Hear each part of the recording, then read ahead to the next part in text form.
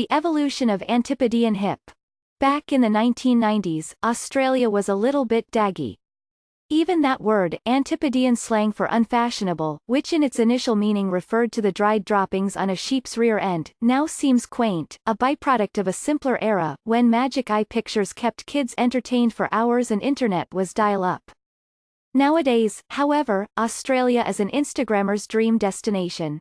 Between the global ubiquity of avocado toast, ever more elaborate latte art and a proliferation of luxe bohemian fashion labels selling the promise of endless summer, living as they do down under has become #goals for many millennials. How do I know this?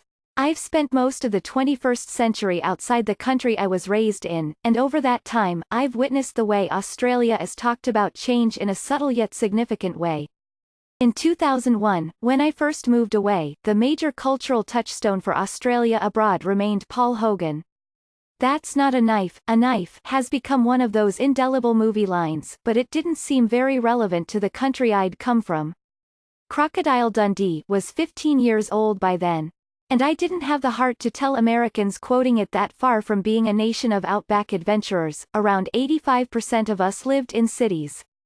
My dark secret was that most of the people I knew had never uttered the word, crikey. These days, brand Australia has caught up with the country's urbanized reality. Whether or not they made the connection, upwardly mobile shoppers around the world have most likely consumed one or more of the following, all arguably with antecedents in the bougie back streets of Sydney or Melbourne: designer denim, good yogurt, fashion-forward swimwear, very expensive hand soap. That last one is a useful example of Australia's image overhaul. Aesop's Resurrection Aromatique hand wash costs $39, and its brown and cream packaging can be spotted in well-appointed bathrooms the world over. Tokyo alone has 13 Aesop stores. More than one of them are legitimate architectural landmarks.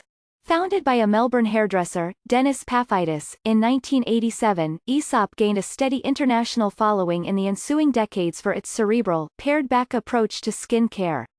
Not until 2009, though, when the company took back control of its global distribution, including vetting every restaurant and cafe that stocks its soap, did its sales escalate into the stratosphere. Mr. Paphitis has since sold Aesop to a Brazilian cosmetics company. Along with Edison bulbs, mason jars and appetizers served on planks of wood, Resurrection hand wash became an integral aspect of a pretty restaurant aesthetic. It's soap, but it's also shorthand for sophistication. Like Aesop, the other brands that have altered the way the world sees Australia mostly reside at the top end of the market. 20 years ago, Australian fashion abroad mostly meant surf gear. Now high-end brands like Zimmermann appeal to a very different beachgoer, Beyoncé, for instance, who has often worn its whimsical creations. The Australian cafe explosion is well documented. Chains like Bill Granger's in Britain and Asia, and Bluestone Lane in the United States have raised the standard for mass-market coffee and successfully made the case for breakfast as a social event. And although Yellowtail dominated the cheap wine market in America for a decade from the early 2000s, the past few years have seen more expensive Australian wines gain a foothold, contributing to a growing notion of Australia as a gastronomic mecca. There's a reason the Rene Redzepi's of the world rave about native ingredients like Tasmanian abalone, lantana blossoms and pink peppercorns. But even as the version of Australia sold abroad starts to look more nuanced, the real Australia is becoming increasingly myopic. Thanks to the mining boom and a strategic realignment with Asia over the past 3 decades, we've become very, very wealthy. At the same time, our politics have grown increasingly small.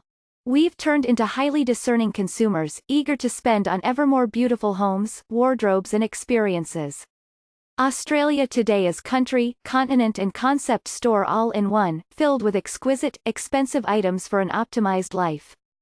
You'd think with all that extra cash floating around we could have become a kind of super Sweden, or at the very least, New Zealand. Our politicians not only have failed on the vision thing, they've also ignored existing problems.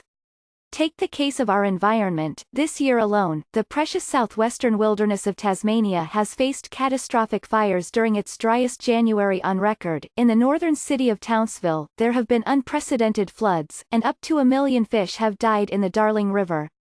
Then there's our policies towards some of the most vulnerable. Australia has enjoyed 27 years of uninterrupted economic growth, yet successive governments have done little to improve health and education outcomes for Australia's First Peoples. And there has been a bipartisan refusal to adopt a more humane policy on refugees under the guise of deterring people smugglers.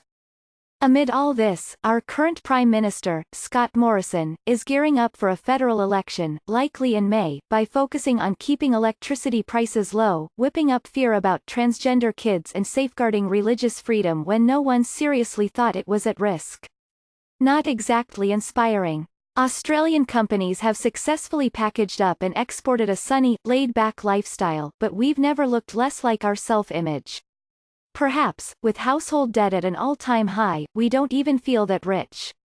But the fact is Australia is no longer a daggy sheep station. As of last year, according to a Credit Suisse report, we're vying with Switzerland for the title of richest people in the world.